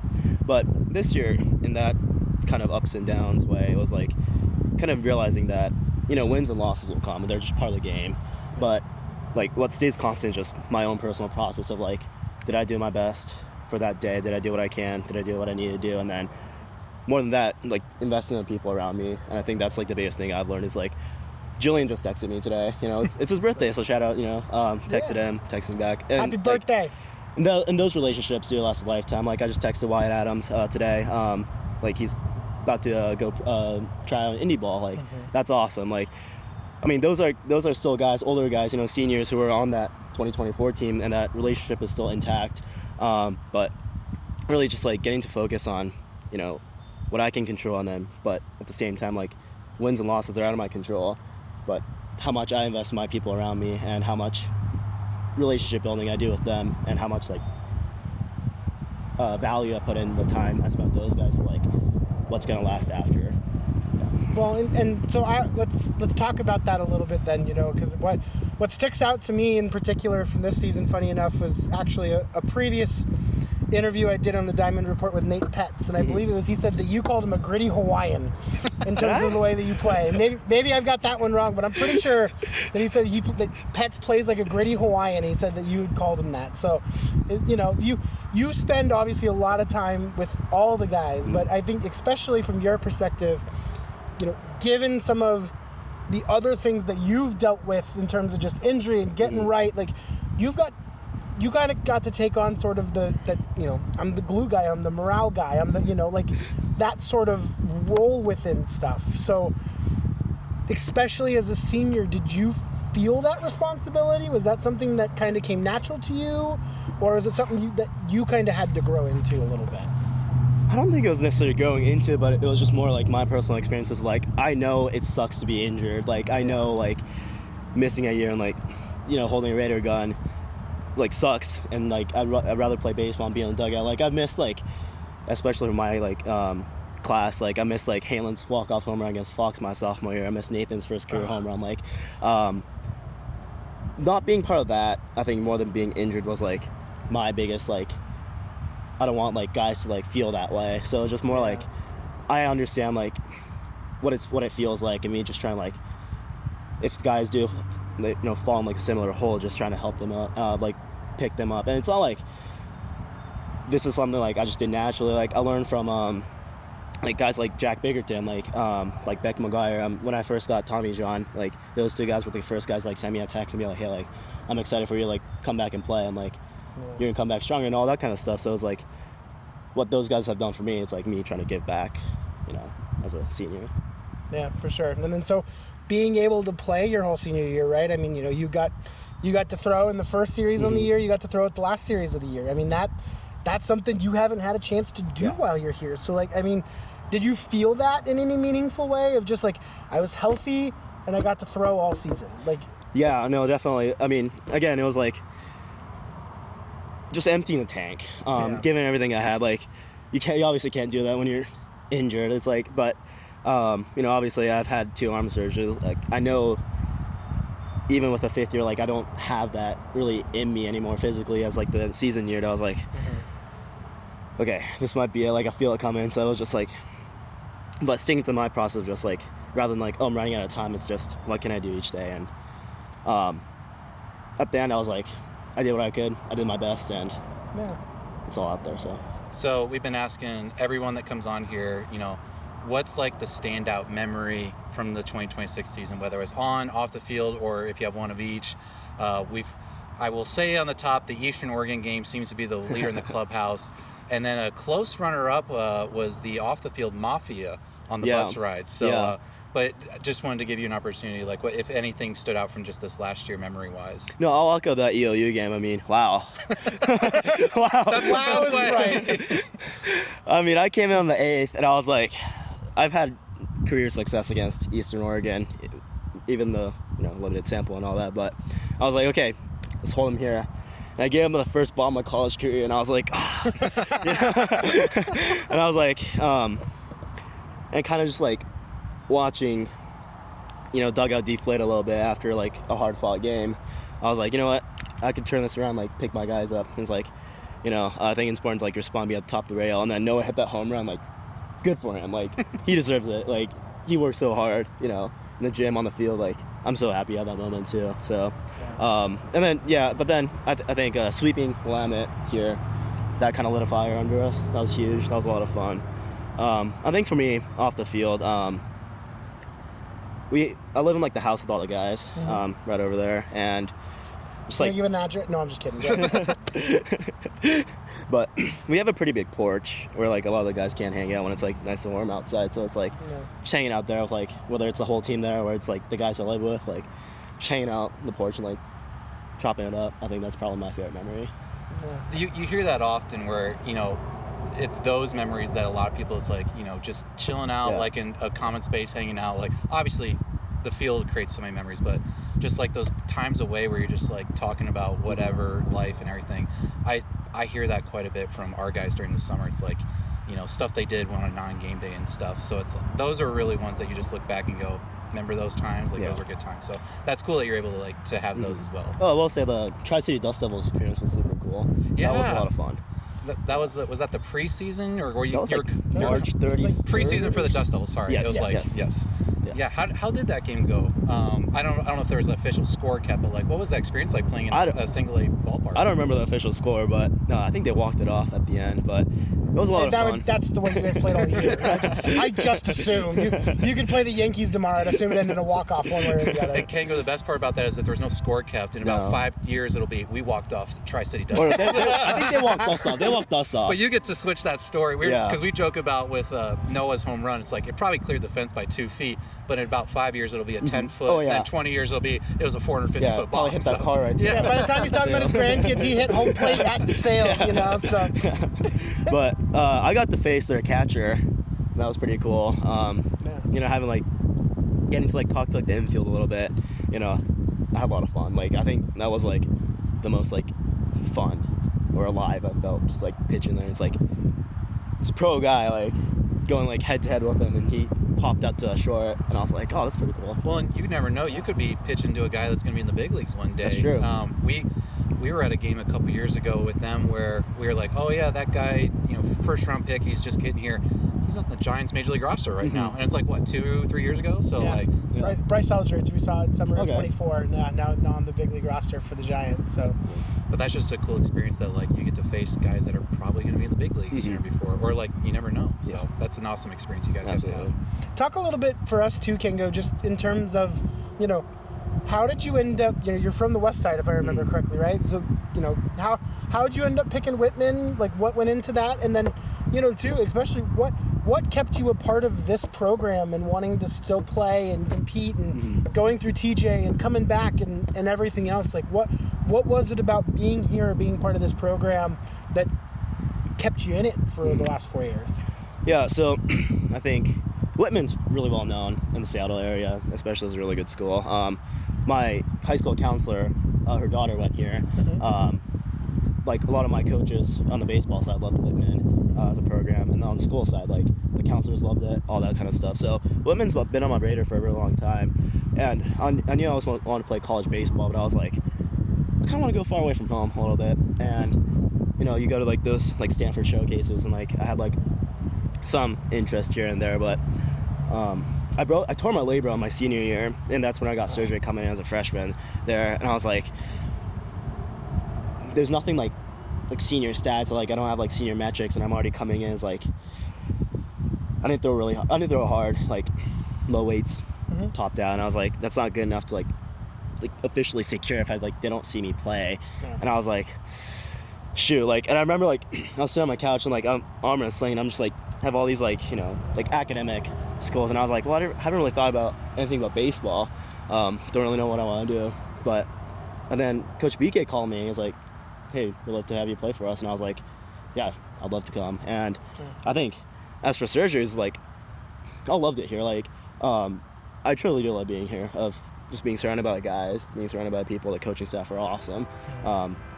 And yeah, just whether I'm on the field playing or not, I was like, for me, I was like, I get to hang out with these guys, and the baseball will come, surgeries, like, it's out of my control, but rehab is controllable. And I knew I was like, I'm gonna like dominate this rehab. I'm gonna come back, and it was like, so just that was already there, and I was like just gonna enjoy the time with these guys. So yeah. You just mentioned you've been through a lot of challenges in your Whitman career, and even before it started, and now you're going out as a graduating senior, having to be able to play your entire senior year. We've heard a lot of people come on the show today and say, you know, potentially the biggest incoming Whitman class in a long time, if not ever. As a senior that's about to depart, what's kind of a message that you would say for those guys coming in? You know, you were in their shoes 4 or 5 years ago when that happened. What's like a message you would say for them as they, you know, they're going to take the torch, you're passing the torch onto them to lead this program for the next couple of years? Yeah, it's definitely like, trust your process, stick to your process. It's not gonna like, I think stats wise, like if you look at my, you know, record book, it's like I didn't have like a glorious like college career, but I think I've really enjoyed my time here. I got everything I can out of here as a student, and also as an athlete. Like, I made lifelong friends here. I got to compete, especially this year, and it's like not too much else I can ask for. So it's like, you don't know what's gonna happen. Be patient, stick to your process, and then most importantly, again, like enjoy the time with the people. Like, this is what's gonna last. Like, for example, one of the freshmen was asking me early in the year. It's like, hey, like, you know, Halen's become a phenomenal bat in this conference, probably if not the best bat in this conference. And he's like, how did that happen? And I played with Halen since 8th grade. Oh wow. Yeah. So like we played on the same summer ball team together for 4 or 5 years. We came up through like the same thing together, and like he's transformed. Like what his strengths are now was not the strengths back then. And I was telling him like he was the first guy in the indoor every single day. A freshman, sophomore. I lived with him sophomore in Stanton, but like game day before practice, he was the first guy in here every day off the machine swinging the bat. And obviously he worked really hard in the weight room. Got super strong, cannon for an arm back there. So it's like he didn't have it then, but he worked really hard. And then the days that you stack up consistently, you know, kind of, you know, results in what he is now. Like same with Haas. Like he struggled a little bit first 2 years, but junior year took off, and now he's pitching for Brewers. Like I think getting to watch him just like go throughout his like mobility routine, stick to his process, and like suddenly it just blossoms, you know. So it's like, don't rush it your first year, you know. Be patient, like work hard, stick to a process, and then you'll get to where you get to. So yeah, absolutely. And so as we sort of wrap up, you know, I don't know if you're quite done with school yet and everything else. You head into graduation. You know, what's the plan? What's next for Kengo? I'm working as a field engineer for this company called Mortensen. Okay. Building data centers for Meta. Okay. Yeah. You excited? Pretty excited. I interned for them over summer. Okay. I was in Louisiana where they was building the data center, and then I also played summer ball down there too. So it was like fortunate enough to get a return offer. So that's where I'll be going back. Excellent.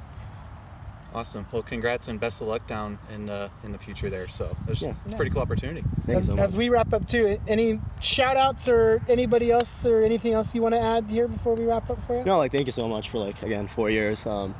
It doesn't go unnoticed. Like I love, you know, watching your game calls. I remember like my first outing. I don't know if you remember this, but it was my freshman year. It was like, you know, it's like I was looking back at the recording. I was like, oh, Kango, like, what a cool name. And I was like, oh, like, that's all. Like, I don't know. I do remember that. That stuck out to me, and it was like me kind of like gelling with the guys and all that. But those compliments and those commentary go a long way. So thank you, and then John too. Like, yeah, to all the staff. Super cool. We've said it a couple of times so far today, but genuinely, I think it's my favorite time of the year. We love being out here. We love doing it. We love getting to share with everybody. There are times where Cody and I think feel like we're talking into the void. So knowing that there are people on the other end that are enjoying it, and it's not just us making each other laugh for a double header back to back, and that kind of stuff that other people are getting a kick out of it too. It brings a lot of happiness to us. So appreciate it, and I do, and I'm a big Kango guy. So we're glad to have you here, and it's been a whole heck of a lot of fun watching. Thank you so much. I appreciate it. Appreciate you. Awesome. Cody. Appreciate Kango. Appreciate it. Yep. All right, we're going to take a quick second, and then we'll be back to wrap up the final episode here in 2026 of the Diamond Report. My name is Kane Ryan. I am a junior biochemistry, biophysics, and molecular biology major, and I am a fish culture technician at the CTUIR's Mussel and Lamprey Lab. I think growing up in the Pacific Northwest, just being surrounded by so many streams and lakes and river systems, and never really knowing what was going on in there always got me really curious and interested in what was happening below the surface. Pacific lamprey and freshwater mussels aren't considered species of interest by most organizations. We have the opportunity to study these species in way more depth than anywhere else in the world. Welcome back to the Diamond Report, wrapping up what has been a fun afternoon outside here at Borleski. Cody, we picked a great day for it. We couldn't have asked for better weather. The field looks outstanding behind us. Again, shout out Pete and Tim. Shout out Pete and Tim, who deliberately avoided us at all costs today in order to have the field look the way that it does. They gave us a great backdrop, but no, I'll let you go off it. But we have had a great day talking to some pretty cool players and in Coach BK. Just about the season and looking back and also looking forward. So it's been a really cool afternoon. It's been a super cool afternoon. It's been a really fun season. I definitely want to say, from our perspective, just a huge shout out to all of the parents and grandparents and fans and folks that have just come up and said the nicest things in the world to us over the course of the season and in past seasons as well.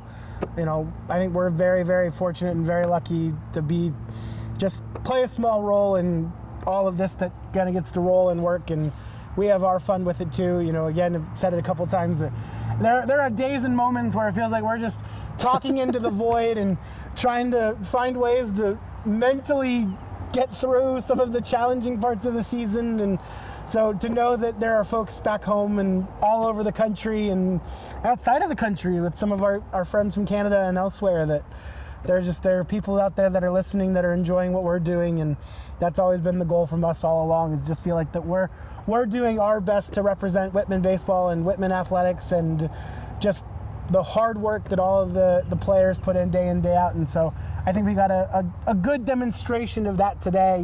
Just the way they talk about each other, I think, was really my biggest takeaway from today. Of they like being around each other, and you can tell, which was just super cool to see. I think the best perspective was talking with Jack Finn and his perspective, because he came in as a transfer before this year. And I think one of the things he said was so important and just is a testament to this culture that Coach Kitamura and the staff has built.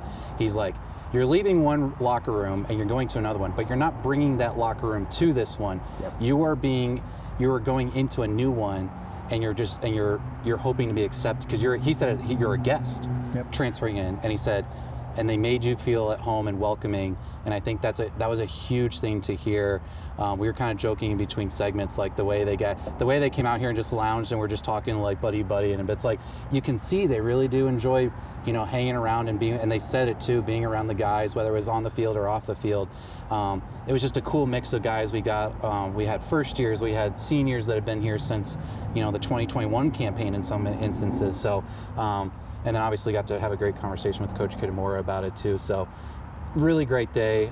Just a really cool look into what because this was their first times, aside from the interviews you've done, to kind of just talk about what day-to-day life's like, their perspectives from the road trips and all that. So really cool to see and talk with a good chunk of the team. So a very cool day overall as we wrap this up. Yep, certainly enjoyed it. Again, I think just shout outs everywhere. John, JB behind the camera and along to the side of us the entire way. Know that he puts in a ton of hours trying to make sure that all of this is up and running and everything else too. Cody, this isn't your full-time job either, so appreciate you joining me on weekends and middle of the night on a Tuesday into the wee hours. All of the above. It's certainly been a fun ride for us, and I think that we've really, really enjoyed it. And so hopefully that everyone else has had that same opportunity. Definitely looking forward to a 2027 season. I think that 2027 is a little bit of a redemption train mentality, I think. I think you're going to see a lot of guys go off into the summer really hungry to sort of get back to where they thought they were going to be this year. As there was definitely the enjoyment of the ride, but there was also definitely a sentiment. I think that there's a lot of big things that these guys expect from one another heading into next year too. Absolutely, and we're only 2 years removed from that amazing 24 team. So a lot of these guys that are on this team that are going to be juniors or seniors next year know what that's like. So they want to get back to that point. And we heard the common theme of the big recruiting class that is coming in for 27. Yep. They're going to be the ones to lead these guys, through the tough times, the winter workouts, the early fall, and all that stuff. And as they get into their February and March schedule. So I think you're right. These upperclassmen and these sophomores who are going to be juniors, going into 27, wherever they're going this summer, whether it's individual workouts or summer ball, they're going to go in hungry, looking to improve, so that when they come back here in the fall, they're setting the tone to start that 27 team and put 26 behind them. Even if, obviously we said all day, we're throwing out the records, we're looking back on the good stuff, but I think at the end of the day, they'll be like, we expect more and we want more. And I think that's what we kind of heard a little bit today, and I think that's what we're going to see going into the off season. And if there are any incoming first years that want to work this fall game management for me, shoot me an email. You can find my contact information on the Whitman Athletics website. But I think that's going to wrap us up here officially for the 2026 season on the Diamond Report. Again, John Barry, and as well as his assistant Soren, we had a ton of fun with them in the booth this year. JB for getting all of this up and live and out onto the air. It's no small feat. So again, we appreciate you. Cody, thank you very much for hanging out with me again this season. Was it year number 4? I think we're wrapping up with you doing this with me every day. I believe year number 4, yes. At least 4 doing the stats. I think it's 3 or 4 years doing on the on-air stuff. So no, it's been a pleasure. Always a pleasure to do it, and we'll always have Eastern Oregon. And we'll always have Eastern Oregon. So until next time, go Blues.